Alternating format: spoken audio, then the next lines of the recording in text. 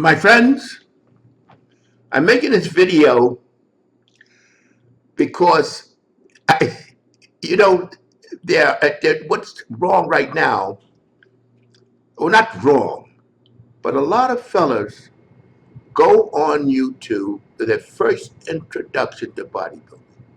They're searching bodybuilding, the magazines, a lot of them don't have access to the magazines. And it's so easy to go on YouTube and look at bodybuilding. It's free, the electronic age is fantastic. And they look up and they get so much misinformation. There's so many YouTube makers. In other words, they're video makers. That's all. They don't know. They don't have the experience. Some of the things they say give me the shivers. And the only reason I know about it, because I don't bother to look these guys up, is not one thing. None of them could tell me about anything when it comes to physical culture. Not one thing. So what I'm going to waste my time looking at it for? I mean, I don't even have the name. These young fellas, and I'm just older fellas too, but mostly young. What do I think of this guy? What do I think of Elliot? What do I think? And I'm saying, listen, I'm not here to certify the video makers. I'm not here for that. I'm here to give you 70 years of experience. I went from the primitive to the top of the line. And you know what I learned in all that time? The only thing that really has changed is the supplementation and the nutrition. That's the only dramatic thing that has changed in my entire career of bodybuilding. The isolating the most important nutrients that you can get and making them easier to absorb, like protein drinks. We had to make all. I mean, there's no such thing as that. Isolating aminos. There was no such thing as sports nutrition. That is the real. Of course, steroids is another category. We don't even talk about that right now. But when it comes to building your body, let me tell you, my friends, nothing has basically changed.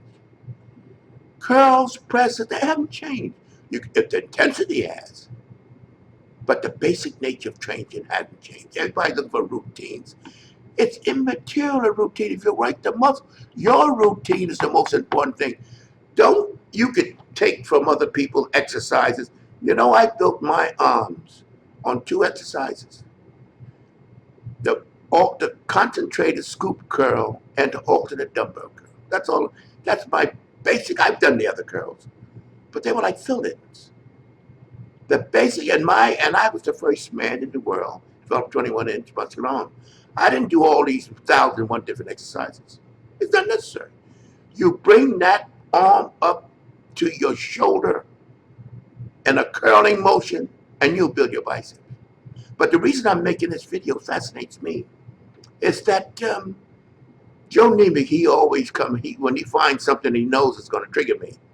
He said, Leroy, have you heard of dirty bulking? I said, what? What do you mean dirty bulking? He said, these guys promoting you eat all you want to eat, bulk up, and then trim down. I said, you know something? Let me tell you something, my friend Joe. We tried that 60 years ago, and we realized it was stupid. What in the world are you going to put on fat that you got to take off? Because when you bulk up with excess calories, you're just putting on fat, my friends. Now, if that's your goal, then you should sign up for the Biggest Loser on TV. So you be ready to go in there and dramatize all the fat you lost. Maybe you get some recognition. Otherwise, build your body. It's no run. You cannot force your body to grow. It's got to grow in increments according to your system, your chemistry, and how you're feeding it, and the intensity of your training. And then your muscles will grow, and the kind of bulk you get will be bulk that can be appreciated by you mainly, because it won't be fat.